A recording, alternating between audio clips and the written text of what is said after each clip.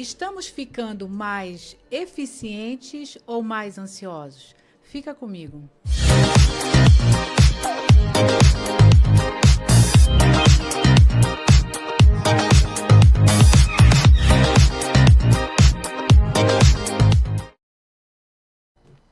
Olá, levezas! O Pega Visão está no ar.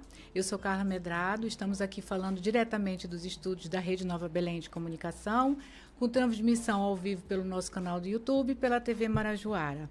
Sejam muito bem-vindos ao nosso quadro Pega Visão, um espaço para a gente revelar o mundo do trabalho, com gente que está fazendo de forma diferente, com muito propósito, muito significado e, claro, com muita leveza. O meu convidado hoje é uma pessoa muito especial. Fazia muito tempo que eu não via, muito tempo que a gente não tinha oportunidade de estar juntos. Ele é uma pessoa que tem uma formação única. Ele é médico de formação, com pós-graduação em marketing e psiquiatria, com mais de 30 anos de experiência em negócios, inovação e tecnologia. Foi executivo da TIM Brasil por 12 anos e hoje é consultor e palestrante em inteligência artificial. Atua como estrategista de IA na Win Business School, formando lideranças para o novo cenário tecnológico e também é mestrando em ensino em saúde e educação médica e professor da Universidade da Amazônia. Uau! É com muita alegria que eu recebo o Denis Barreto. Obrigado, Satisfação Carla. Obrigado pelo imensa convite. ter Estou você muito aqui. feliz de estar aqui com você. Muito obrigado. Depois de tantos anos, né? Eu perdi até as contas de tanto tempo que a gente não tinha oportunidade de estar juntos, né, no projeto. É verdade. Né? A gente se encontrou na TIM lá em 2005, mais ou menos, não foi isso? Sim. 2004, 2005, tem Sim, 20 2004, anos. é muito tempo. 20 anos. E essas coisas que a vida nos proporciona, esses encontros. Vamos conversar o nosso papo aqui, porque assim, você tem, Denis, assim, eu tenho a oportunidade aqui de falar sobre um tema que é IA, inteligência artificial, mas com um profissional que é médico e psiquiatra, né? Então a gente está unindo aí muitas competências para falar de um tema muito importante hoje no mundo do trabalho e também na saúde, né? Na saúde das pessoas dentro das organizações. Fala para a gente como é que a gente conecta medicina, psiquiatria e IA na sua trajetória. Como é que nasceu? Qual foi? Isso foi uma ruptura ou foi uma evolução natural? Não, foi um caminho natural. Foi um caminho natural. Desde que eu entrei na faculdade, antes disso, eu sempre tive uma coisa muito... uma marca, é a curiosidade. Sempre muito curioso. Né? E desde criança eu ganhava um brinquedo, eu ficava de castigo porque eu desmontava e não sabia montar, porque eu queria saber como funcionava. Né? Isso já tinha lá uma sementezinha da curiosidade em relação à tecnologia, porque eu queria saber como as coisas funcionavam. Né?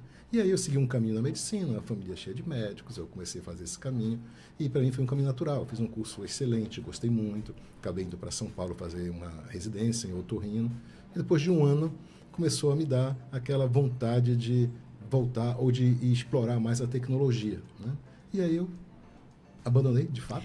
Mas você chegou a exercer a medicina? Sim, eu sou médico, né, formado, eu tenho CRM, e na residência você já exercia. Eu tirava plantão, Sim. trabalhava em ambulatório. Quanto né? tempo no exercício da função médica? Foi um ano de residência. Um ano. Um ano de residência. Sim. Aí que deu aquele estalo em você. E aí deu esse estalo. Qual foi o gatilho? Carla, se eu pudesse definir o gatilho, assim, eu tive um episódio no ambulatório, tendo um ambulatório, onde eu vi um paciente muito pobre, muito humilde, e queria me pagar por atender ele. Entendeu? E eu estava atendendo lá de graça, eu era um médico do SUS, estava atendendo todos os pacientes que estavam lá no ambulatório de otorrino, né? Uma filhinha recém-nascida passando muito mal. Eu falei assim, caramba, isso é muito triste hoje a realidade da saúde aqui no nosso país, e eu tenho esse viés de tecnologia que eu gosto muito, por que não explorar isso nesse momento, né? Recém-formado, novo, 23 anos, eu falei, não, eu vou explorar isso. Eu voltei para Belém, abri uma empresa de computação gráfica, assim, completamente disruptiva, num mundo isso em que ano? completamente analógico, né? Pois 89, 89, eu, meu irmão e mais um amigo, o César, meu irmão. Você já estava com uma lente do futuro aí, né? Exatamente. E aí, hoje, quando você vai fazer uma análise de carreira, você vai entrevistar o candidato, né? Você classifica ele naquelas etapas, assim, se você é um early adopter, né? Aquela pessoa que adota mais cedo a tecnologia, se você embarca na tecnologia depois que ela no ápice, no auge dela, ou se você é aquele laggard, né? Aquele mais atrasado que depois que Por exemplo, depois que chegou o e-mail, a pessoa comprou um fax, né? Sim. Então, essas coisas acontecem com as pessoas e em vários momentos da sua carreira ou da sua vida, né? Então, eu sempre tive esse caminho, esse viés assim, de sempre adotar uma rápida tecnologia. Isso me fez explorar novos caminhos, né? Naquela época era muito analógico, não tinha internet, não tinha nada. Eu tinha que ler revistas técnicas, eu ia em bancas de revista, e aí eu comecei a entender, olha, tem um caminho aqui interessante, computação gráfica e tal. Acabou que a gente montou uma produtora, meu irmão e mais um amigo, e a gente começou a prestar serviço para as emissoras de televisão aqui em Belém, né? E aí, a partir daí, para as produtoras de vídeo, para as agências de publicidade. E aí foi um caminho que eu me encontrei, olha, estou gostando disso, marketing é uma coisa que me interessa. Aí acabei entrando para uma agência.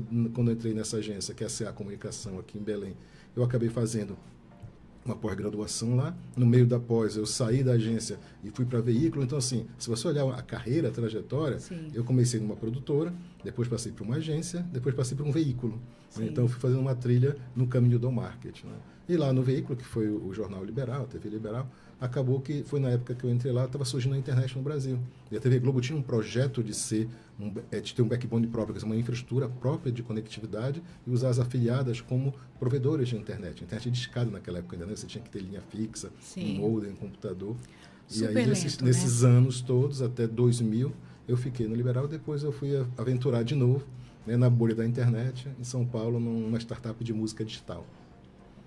Ou seja, mais uma vez você rompendo aí alguns padrões, né? Verdade. E, assim, interessante porque você sai de uma carreira tradicional, como a medicina, né? Com influência de família, e vai para um mercado que não existia, quer dizer, você tem uma lente futurista aí, olhando para a tecnologia já naquela ocasião. E como é que você vê hoje essa questão? Hoje você está na Win, né? Você está dentro de um negócio de educação, Isso, que é a Win Business School, é uma escola né? de negócios com a IA sendo transversal a isso. Até usar a IA como uma evangelizadora, um letramento digital. Como que chegou na Win? Porque até aí tudo bem. Você foi rompendo as barreiras e se percebe com essa competência tecnológica, né? Tem um caminho.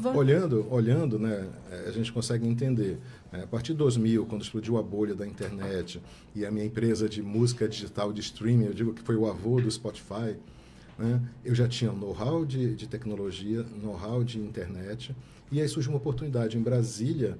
Aí mais uma mudança, né? Eu estava em São Paulo, que fui participar lá dessa aventura da bolha, e de São Paulo fui a Brasília, porque quando começou, já teve a privatização das telecomunicações, as operadoras estavam se consolidando, e aí eu fui chamado com uma posição de gerente de produto, de desenvolver produtos numa operadora, para entender, olha só que coisa curiosa, isso eu estou falando de 2001, desculpa, para entender como é que ia ser essa convergência de internet com telefonia celular, Sim. com telefonia móvel. Então, eu participei, assim, do embrião disso. Que era o que estava chegando naquela ocasião, né? Que foi quando a gente se conheceu. Que foi quando a gente se conheceu. E aí, na TCO, lá em Brasília, que aqui os mais antigos vão lembrar da NBT, né, que depois virou Vivo, né? Nós fomos comprados pela Telesp Celular, né? E aí a Telesp criou a marca Vivo no Brasil. Então, eu era de uma incumbent, né? Que é uma operadora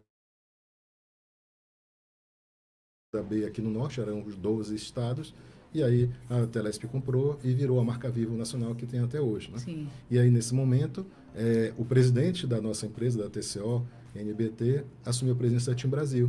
E aí ele foi para o Rio de Janeiro e a TIM estava em momento de startup. E aí eu falei assim, poxa, eu estou em Belém. Eu estava em São Paulo, eu estava em Brasília, a TIM virando uma operadora nacional, e teve uma oportunidade na TIM de ir para a área de vendas. Eu era marketing. Eu fui para a área de vendas e estruturei do zero o canal de vendas corporativas da TIM. Né? Vender nos 5 estados da região norte aqui da TIM Brasil os planos corporativos da empresa de telefonia. 3 anos, mais uma oportunidade surgiu no Rio de Janeiro para trabalhar de volta com produto e de internet móvel, do lançamento do 3G. Né? E aí eu fui para o Rio de Janeiro e lá eu fiquei quase 10 anos, né? Fora o tempo que eu fiquei aqui em Belém. Perfeito. Até aí, tecnologia voltada para telefonia. Isso. Onde é que entra a Win aí nessa história? Aí o que acontece? Nesse período na TIM, a gente começou a estudar os algoritmos de inteligência artificial, que na época a gente não falava disso claramente, abertamente, mas eram algoritmos de aprendizado de máquina para fazer o preditivo de churning. Uma palavra técnica em inglês, mas é o preditivo do cancelamento. É a fuga, né? Tentar entender quando é que o cliente ia sair da base, quando é que a gente ia perder aquele cliente. quando é que ele ia fugir da operadora.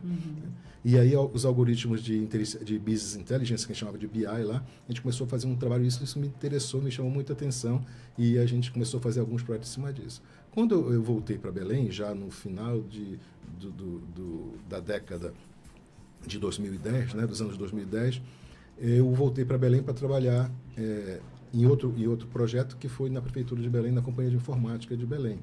E aí a gente implantou um painel de controle de BI, de Business Intelligence, para consolidar os dados de saúde da capital. Isso foi muito interessante porque eu saí um pouquinho antes do final da gestão do prefeito que ficou até o primeiro ano da pandemia, e nesse momento todos os dados que a gente tinha implantado e para fazer um painel de controle, um dashboard que a gente fala em inglês, do estado de atendimento das filas nas UPAs daqui de Belém, foi usado muito para comunicar no dia a dia, naqueles relatórios da pandemia, como é que estava a ocupação dos leitos na rede pública municipal, né? Então foi uma coisa que deu muito orgulho de ter participado desse projeto. Na época, né? Sim. E aí veio a pandemia, né? Eu, como médico, né, recebi um convite para trabalhar numa empresa aqui em Belém, que era uma farmácia de manipulação, uma rede nacional de farmácia de manipulação. Aí eu comecei a juntar meu lado de médico de novo com o meu lado de negócio, que eu tinha experiência. Né? Fazer relacionamento com o médico, era um diretor executivo para gerenciar a empresa aqui de farmácia de manipulação, que tecnicamente chama de farmácia magistral. Né?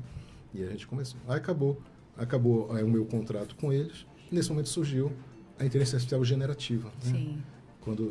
Tem até a data, né, mágica, que é 30 de novembro de 2022, quando o ChatGPT foi lançado comercialmente. Aquilo ali me encantou de uma forma. Eu falei, estou juntando de novo todo o conhecimento que eu tive na minha história profissional, na minha história como médico, porque agora eu vou poder entender como a inteligência artificial, que é artificial, se comporta parecido com a inteligência humana, né? Sim. E como é que é isso? Como é que isso caminha junto?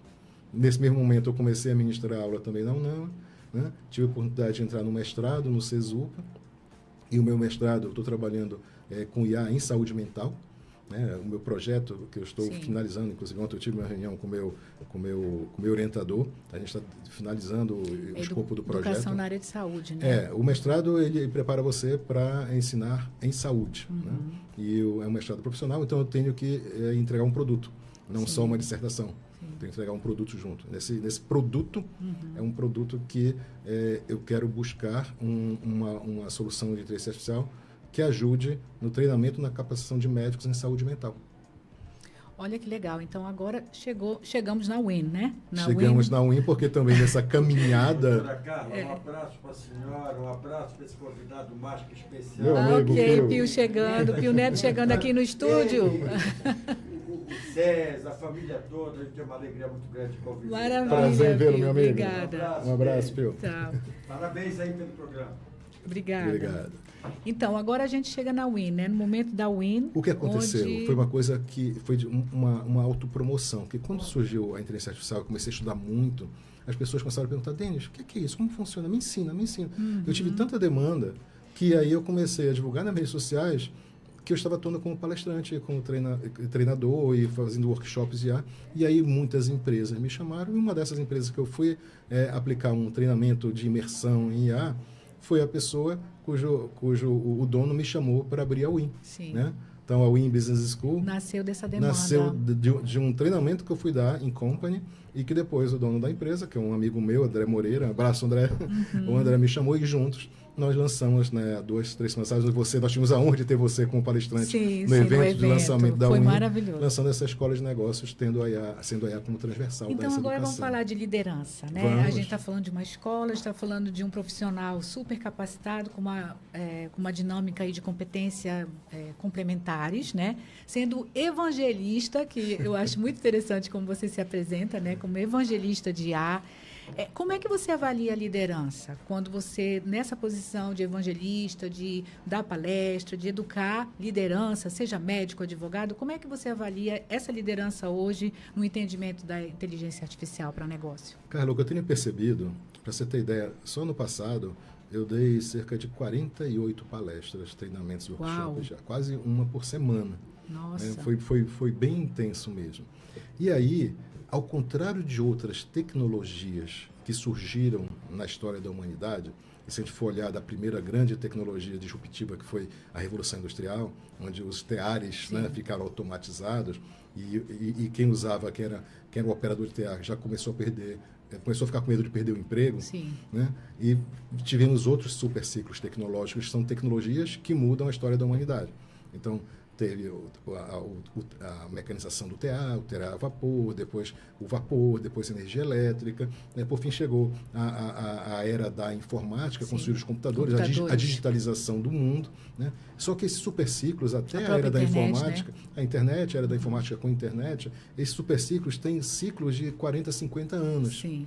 Né? E a inteligência artificial surgiu agora há 3 anos, vai fazer 4 anos ainda no final desse ano, tem 3 anos que ela foi lançada. E hoje, por exemplo, só uma ferramenta tem 1 bilhão de usuários únicos por semana. Sim. A televisão demorou 50 anos para ter 50 milhões de usuários. Um super impacto. E aí o que acontece? Tá mexendo, porque ela entrou na base da pirâmide, não entrou no topo, né? Trazendo isso para a questão da liderança. Todos os funcionários de uma empresa estão usando IA e o top management, os executivos do alto, não conhecem, não sabem ou não querem aprender IA. E aí fica uma questão de um dilema, porque ele não quer aprender porque não tem tempo, ou porque tem um pensamento muito analógico, ou porque acha que não é para ele. Ao mesmo tempo, ele quer restringir o uso da IA, porque pode ser a IA, às vezes, dar uma resposta errada, a pessoa tem que ter um conhecimento, um letramento digital, como eu chamo, para usar uma ferramenta de IA.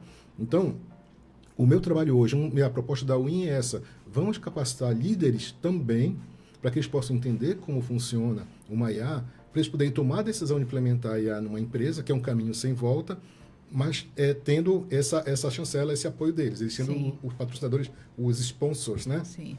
Disso.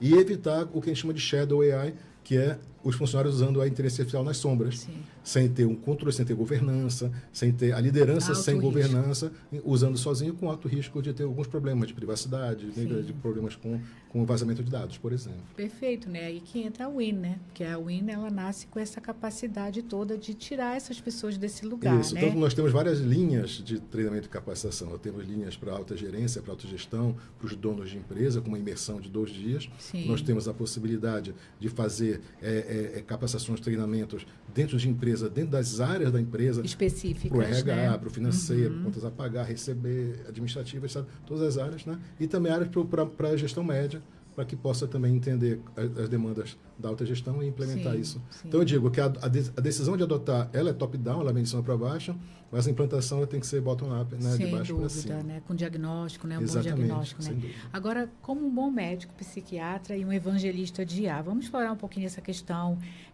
da saúde mental, das relações humanas, enfim, né? A gente está ficando mais eficiente ou a gente está ficando mais ansioso? Cara, toda vez que aparece uma tecnologia disruptiva, né, a primeira máxima que vem é: nós vamos ter mais tempo para viver com família, nós vamos ter tempo para viver com nossos filhos, aproveitar mais a nossa vida. Né? Existem já alguns estudos preliminares que, de fato, por exemplo, um hospital lá nos Estados Unidos implementou uma IA para ajudar o médico a preencher anamnese e prontuários. Sim. Então, ela fica ouvindo, o médico fica entrevistando, fica fazendo a consulta, quando acaba de estar preenchido. Nesse hospital, especificamente, os médicos estão ganhando 2 horas por dia, em vez de chegar em casa às 9 da noite, estão chegando às 7 da noite, porque o trabalho de preencher papel e de digitar foi substituído por uma automatização. Porque a IA ela é muito boa para automatizar tarefas repetitivas. Então, isso aí é uma funcionalidade.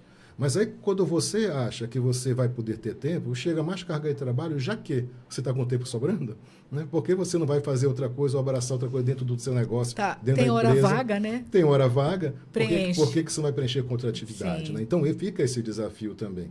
E aí chega no que a gente vem vivendo, esse dilema das redes sociais, né? Porque a rede social tem um componente que está sendo muito discutido nos Estados Unidos, tem até ação, né, contra essas grandes plataformas, né, como a Meta, como o Google, de viciar as pessoas, né, de você ter aquele fenômeno da recompensa do estímulo pela dopamina, que você fica lá fazendo aquele scroll infinito, rolando a tela infinito, ganhando curtida e tendo uma satisfação instantânea daquilo lá. Isso tem prejudicado muito os jovens, né, por vários motivos. Um deles é a questão de autoestima, né? Porque na internet está todo mundo feliz, nas redes sociais não tem ninguém com boleto para pagar, não tem ninguém doente, né? Poucas pessoas, está sempre em momentos felizes. E em casa todo mundo tem problema. A realidade é então, outra. A minha realidade é assim, eu estou triste aqui, eu estou vendo só gente feliz, então o problema é comigo, né? E não é Sim. o problema com a pessoa.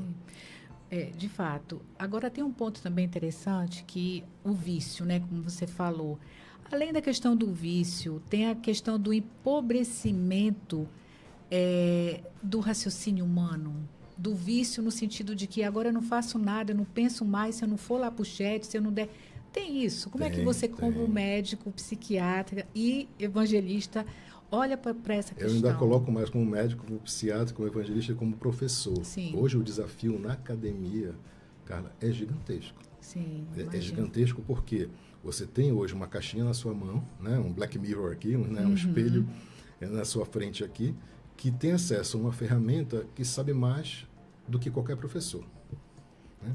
O professor, historicamente, tem que investir em conhecimento, investir em preparar suas aulas, transmitir esse pensamento durante uma disciplina que ele está ministrando uma aula, e ao mesmo tempo tem um aluno lá consultando, checando se o que o professor está falando está certo, ou trazendo ideias ou coisas novas que o professor não viu ou não teve tempo de ver. Novos né? argumentos que nem dele, né?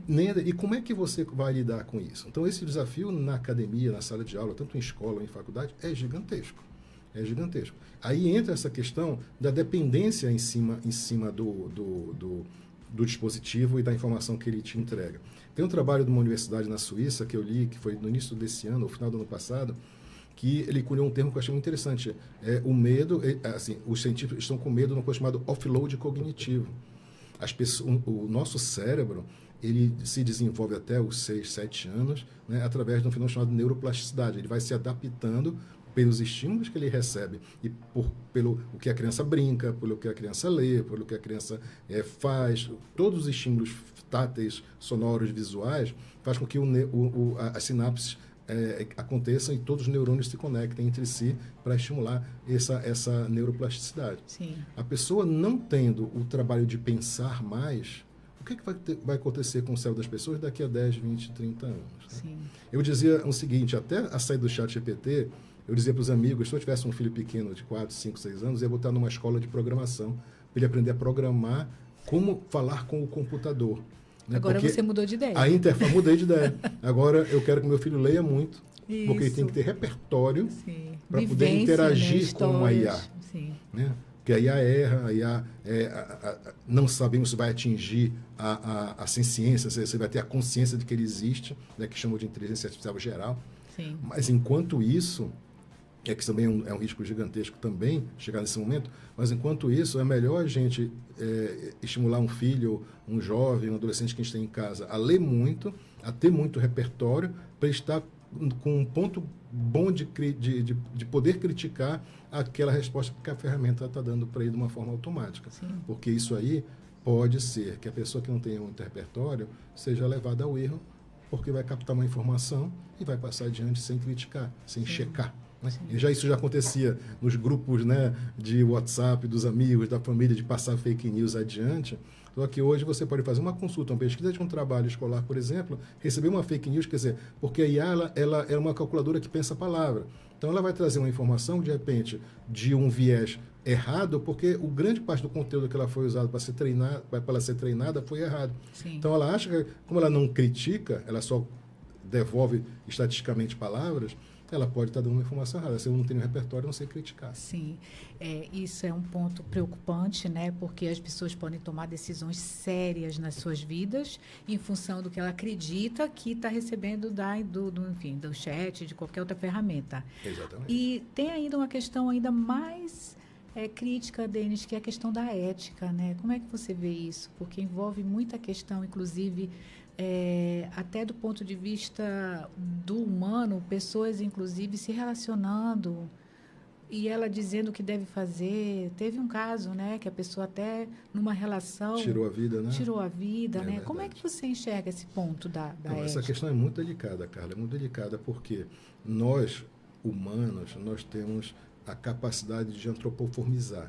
Então, na hora que eu estou conversando com o ChatGPT, com o Gemini do Google, ou com outra ferramenta como o Claude, as respostas são tão incríveis que parece ser um humano tá do outro lado te respondendo. Uma intimidade, que né? você cria essa intimidade com esse agente, com essa IA que está te respondendo. E a gente acha que está conversando com uma pessoa, com um ser humano, né? Então, a gente tem essa capacidade de transformar uma coisa animada, né, numa coisa que possa ser, que pareça ser um humano. Sim. Então, quando você se entrega para isso, você corre um risco muito grande. Então, as plataformas, elas tentam, de alguma forma, travar isso, né? Do lado da medicina, por exemplo, é uma questão muito delicada, porque eu estava conversando com o meu irmão, né, que também é médico, e estava dizendo para mim, olha, eu tenho saudade de quando os pacientes chegavam aqui no meu consultório e falavam assim, doutor, eu pesquisei no Google isso sobre minha doença, o que é que o senhor acha? Hoje o paciente chega com diagnóstico. Com diagnóstico, tratamento, diagnóstico diferencial, e pede só para ele mandar uma receita. Sim. E o médico não pode dizer que não aceita aquilo, porque, de fato, uma IA, ela tem mais conhecimento implícito dentro do conteúdo que foi usado para treinar ela, do que o médico leu de artigo científico a vida toda. Sim. Então, que ponto é? Bom, mas no final do dia, quem assina um atestado, quem assina uma receita é o médico. O responsável legal sobre aquele paciente é o médico. A IA não pode ser presa, a IA não pode ser punida, né? E como é que fica isso? Então, nós temos dilemas muito sérios pela frente, né? De ética, de moral, de qualquer coisa que a gente possa chamar, que já veio sendo discutido desde sempre. Sim. Só que agora tem uma ferramenta que está acelerando mais esse processo de informação, de acesso à informação.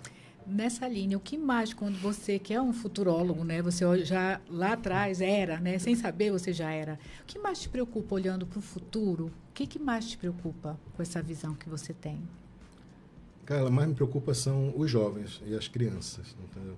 Hoje, eu já tenho visto muitos pais e mães novos já querendo proteger os filhos de uso de tela, dizendo que meu filho não vai acessar a tela até 4, 6 anos, até os 14, ou vai regular. Né? Já tem leis em muitos países dizendo que adolescente não pode usar rede social, só vai usar a partir de 14 ou 16 anos. Então, o mundo está se preocupando de uma maneira geral com isso, porque é uma coisa que está impactando a sociedade como um todo, né? A sociedade está adoecendo, os jovens estão adoecendo, né? Nós nunca tivemos tantos jovens com problemas relacionados à saúde mental, com problemas de depressão, e certamente impactados não pela IA sozinha, mas pela tecnologia que invadiu a casa das pessoas, os lares, né? A gente é de um tempo, né, cara, que a gente fez a transição. A gente comprava o computador, que ele ficava na sala, a família inteira usava. Depois o computador diminuiu, virou um notebook, né, que ficou no nosso colo, né, o laptop, né? E depois esse computador ficou barato e começou a estar no quarto de cada uma das pessoas em casa. E afastando todo mundo, né? Afastando todo mundo. Esse computador virou um celular que está na mão de cada um. Que afasta mais ainda e concentra, né? Quantos de nós já não teve essa experiência, ou tem todo dia, de estar numa mesa sentado, numa reunião, num bar, está todo mundo olhando o celular e ninguém está conversando, né? Então, essa aceleração de tecnologia, tá, que eu vejo um caminho sem volta, e não vou dizer que é ruim, porque tem um lado bom, né? Por exemplo, o CEO do Google, né? Não é CEO do Google, a pessoa responsável pela DeepMind, que é a área do Google, inteligência artificial, o cara ganhou um prêmio Nobel de Química por ter criado uma plataforma de IA que ajuda a entender como é que as proteínas se formam, como é que os aminoácidos se formam para formar, se juntam para formar e se dobram para formar as proteínas. Chama AlphaFold, é o nome do projeto. E o Google deu de graça para todos os cientistas do mundo pesquisarem. A gente vai ter um encurtamento de tempo de desenvolvimento de medicamento de 10, 20, 30 anos para 2, 3 anos. Então, assim, né, eu tenho ouvido muito falar sobre isso, que se a gente sobreviver os próximos 5 anos, né, nós vamos viver mais 50. Porque a medicina alavancada, pelo que a IA pode ajudar, vai dar um salto gigantesco, ampliar a qualidade de vida. Aí vem os outros problemas, né? Como é que a gente vai, se a população vai viver mais, como é que vai ter emprego para todo mundo? Como é que vai ter a distribuição de renda? Né? E é curioso, né? Tem um milionário americano, bilionário, Elon Musk, né? Que é famosíssimo, dono do X, dono da SpaceX. Ele mesmo é uma pessoa que é um patrocinador de que no futuro os governos têm que pensar numa renda básica universal, para as pessoas poderem viver e se manter. Um cara que é um dos caras mais ricos do mundo, fala assim, nós vamos chegar num nível de informatização, de tecnologia para o dia a dia da humanidade, que as pessoas não vão precisar trabalhar, mas vão precisar viver, vão precisar comprar, precisar comer. Então, ter uma renda mínima universal paga pelos governos que estão se beneficiando da tecnologia que não vai precisar mais empregar tanta gente. mas a população continua crescendo. A longevidade, né, que estamos aí Exatamente. pela frente. A inteligência artificial chama atenção muito para a inteligência social, né? Porque a gente está ficando muito fera na inteligência artificial, mas está ficando pobre na social, né? É Que eu acho que esse é um ponto que você traz. Denis, para quem quer acompanhar teu trabalho, você é palestrante, você é consultor, você está à frente aí com uma boa equipe na WIN, né, Business School, e você, assim, como é que a gente, além disso tudo, fala um pouco de tudo que você faz e onde que a gente acha você? Hoje é muito fácil achar a gente nas redes sociais, Sim. né? Qual é então, o teu arroba? O meu arroba é o Denis PB, né, do meu sobrenome Paz Barreto, é muito simples, Denis PB, e tem também o arroba da WIN, né? É win.business.school, né, em inglês, que é o nome mais universal e mais fácil de todo mundo encontrar também. Então, no arroba da WIN e no meu arroba pessoal, a gente se encontra, pode tirar dúvidas, pode me encontrar para a gente esclarecer, pensar e pensar no futuro. Sim, palestra, consultoria, treinamento, encontra tudo Capacitação, lá, né? tudo lá. Perfeito. Tudo lá dentro dos dois arrobas. Olha, o tempo passa muito rápido. Já acabou? Tá no final. Eita, que pena. Que pena mesmo, né? Porque o tema bom a gente quer ficar explorando muito Sim, mais, sem né? dúvida. Foi incrível, assim, maravilhoso. Muitas frentes, né? A gente pavimenta muita coisa com esse tema. Eu queria que você olhasse para essa câmera aqui e desse uma mensagem para as pessoas que estão nos assistindo. Que recado que você pode dar a respeito de integração da tecnologia, da performance e da saúde mental? Que recado que você deixa para quem nos assiste? Olha, eu acho, o que eu posso dizer sobre isso? Eu acho que é o mesmo mote que a gente pode falar quando, né, tem propaganda de bebida, né? Use com moderação. Eu acho que nada que extrapole tudo que é demais é prejudicial, né? A tecnologia está aí para melhorar a nossa vida, né? No caso que a gente falou da medicina, vem novidades, está vindo todo dia novidades incríveis, né? Só que a gente tem que ter recursos de tempo de tela, a gente tem que se policiar para usar menos o celular, desligar meia hora antes de dormir, fazer o que os médicos psiquiatras chamam da higienização do sono, né? Vamos higienizar nosso sono, vamos tirar a luz azul do nosso olho mais cedo um pouquinho, vamos ler um livro antes de dormir, o sono vem mais rápido lendo um livro do que tá olhando o celular, não é ler livro pelo celular, é ler o livro físico, né? E a gente tentar encontrar esse equilíbrio, né, entre tecnologia, produtividade e saúde e bem-estar. E lembrando sempre que nada substitui uma relação pessoal e um olho no olho. Maravilha. Denis, eu quero super te agradecer. Obrigado, Carlos. Pela generosidade, mas também muito pela profundidade que você traz. Eu acho que tem muita fundamentação, né, no que você explica. Por isso que você realmente é um evangelista, professor nessa matéria. Hoje eu estava fazendo uma pequena palestra e falou, por que evangelista? Assim, eu falei, porque eu gosto tanto disso, que eu gosto de fazer com que as pessoas tenham vontade de usar também, né? Então, eu gosto de evangelizar as pessoas em tecnologia. É verdade, evangelizar significa você fala sem parar, porque está dentro do teu propósito, né? Dá para a gente ver o brilho nos olhos que você tem. Meus parabéns e muito obrigado. Espero poder estar com você aqui em outras ocasiões falando mais desse tema. Obrigado, né? Obrigado. E para você que ficou com a gente, com o nosso papo aqui com o Denis, que a conversa com o Denis tenha despertado em você. Eficiente não pode significar ser ansioso, que a tecnologia seja uma ferramenta, mas que a humanidade seja a nossa base. Que você possa entender que a ferramenta contribui com a sua jornada, com consciência, com equilíbrio e propósito. E, claro, com muita leveza. Muito obrigada pela sua audiência e a gente se vê no nosso próximo Pega a Visão. Até lá.